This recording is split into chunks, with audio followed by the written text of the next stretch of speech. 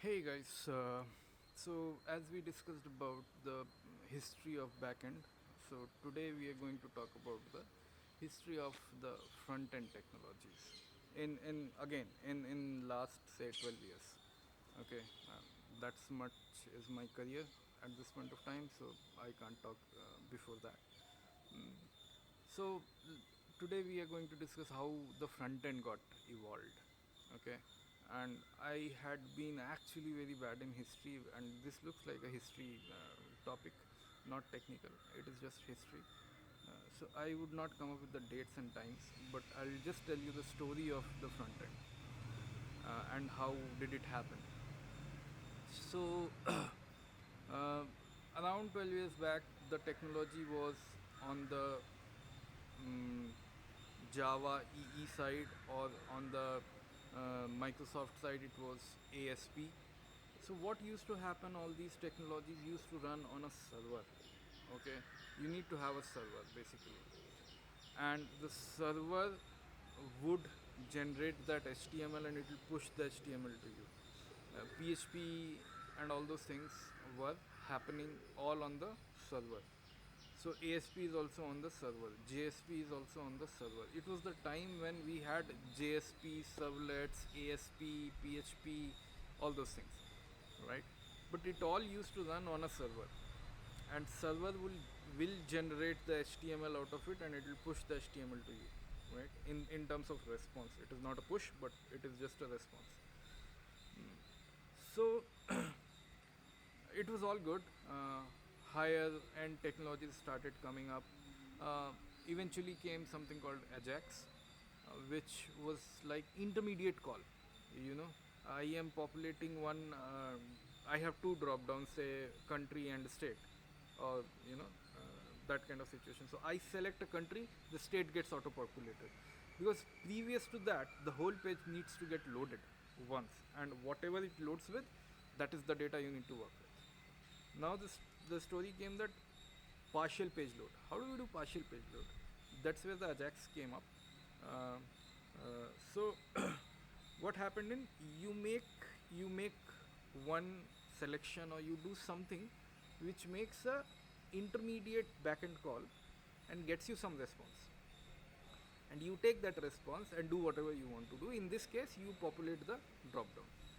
So Ajax came in, and in Ajax, what we started doing is we started we got the data, and now we dynamically started populating the component of the front end. This thing started taking the hype, because now what people thought that let's utilize it more and more, because it gives me more dynamic behavior on the front end. Front end was limited to web. There was no mobile, not like that as it is today, and there was nothing fancy. It was plain simple web. Then came technologies like BigPipe. You might not have heard, but BigPipe was a Facebook uh, technology long back.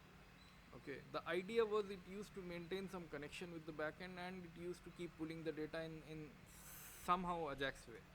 Okay, but still the story remains same, that everything happens on the server side. Most of the thing, other than the Ajax, everything happens on the server side, and server pushes the HTML to you. So if you have 10,000 users, the server is bearing the load of the 10,000 users to generate HTML pages for them. Later, this got changed by the technologies like Angular, like React, like Vue. So what is the difference? Because it's all HTML in the end. The basic difference is the JSP, ASP, and all those things, JSF, and all those things were the server side front end. The server used to generate the HTML for you, and it used to send the HTML to you. So the whole processing of web page was happening, the rendering of the web page was happening on the server end. Server used to take the load. But once this Ajax and big pipe started happening, people started offloading that load from server to the client. What is client? Your laptop, your whatever device you're using. So what they came up with, what if we take the data from there and generate the HTML here, render the HTML on the client device, hence not put the load on the server. That's where these technologies came up. Angular or React, all these things get loaded on your machine, and it makes calls to the backend, takes the data and creates the front end, the HTML, on the machine using the resources and the compute of that machine instead of putting that load on the server. Server is now just sending the data. The whole rendering happens on the client. So now there are two terms. One is server side front end, JSP, ASP, JSF, front and the client side front end, Angular, React, Vue, these kind of things. So that's how the whole front end got splitted into two parts. Then came the mobile apps. Now mobile apps was not exactly web apps, but there was multiple mobile apps. So few web framework like Cordova and PhoneGap and all those things started coming.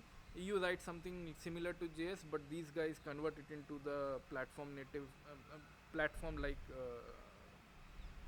thing. So you write in Ionic, it will create you the APK for Android, and you can deploy that as an app.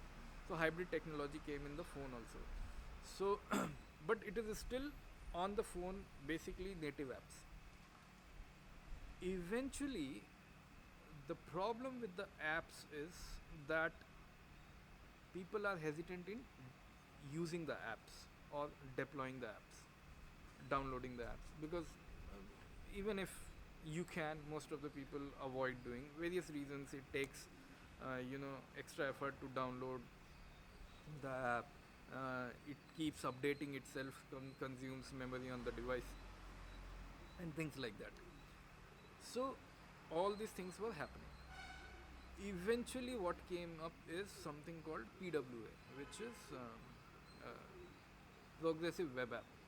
Okay, what it did, it is the mix of web and apps. So it is done in a web way but behaves as an app. It is kind of mixture of these two technologies. It is easy, it works in offline. You can read about PWA in a detail, but these things started happening. You might be thinking that I have missed SPA and didn't talk about SPA, single page applications. Yeah, it is just a technique to do SPA, but again, in the end, SPA is also a client side front end technology. So if I talk about the evolution of front end, it would be something like this. So there was server side backend, then there was client side backend, then came the mobile apps, and mobile apps being problemless, we ended up having mobile web merged and derived as something PWA. So this is where today we are. And then there are some small but very powerful technologies like Polymer and all. I do not want to talk about that in this because it's again part of same client side front end. So I would not talk much about how many types of client side front end are that, but majorly we have the Angular, React are the major two components, Vue.js, third one. So we moved from now at this point of time, there's rarely any case where we do server side front end. We mostly do client side front end. I'm not saying that we don't do server side front end. There are benefits, there are use cases when we do actually when we look into and use the server side front end. Server side front ends are useful when you are trying to do something very small, very precise. You do not want 10 types of deployment happening one into some kind of S3 or other Firebase hosting and things like that, backed up with CDN and something else happening on, say, Kubernetes and all. If you want to make all these things together, because it's a small app doing some very small basic things, you still use server side front end. Your user base would be very small, uh, within hundreds or ten thousands is the maximum. Uh, if you have millions and billions of users, you would certainly not use this kind of technology. You would fall back to the client side front end. So yeah, we are using it case to case, but majorly we have server side, client side front end, mobile apps, and the PWS. So PWAs are picking up.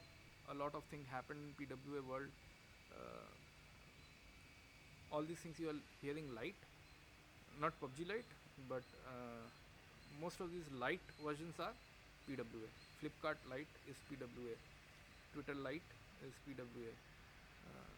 So it has its own benefits. You should look into it. Uh, and preferred way nowadays, because of business function like customer acquisition is faster, because of reasons. You don't need to download something in your phone, and install it in your phone.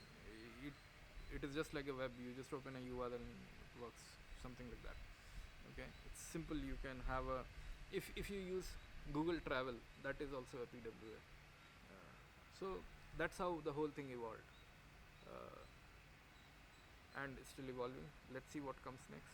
But this was this history for last, say, 12 years. And if you think this thing made sense, and if you think it might make sense to someone else also, you can share this video with them. Thank you, and we will come up with some other technological history sessions sooner. I'm planning DevOps is the next thing I would look into, or probably Agile is the next thing. Agile and DevOps I can mix, and we can talk about that, how we are doing it, and how it evolved. Thank you. Thanks a lot.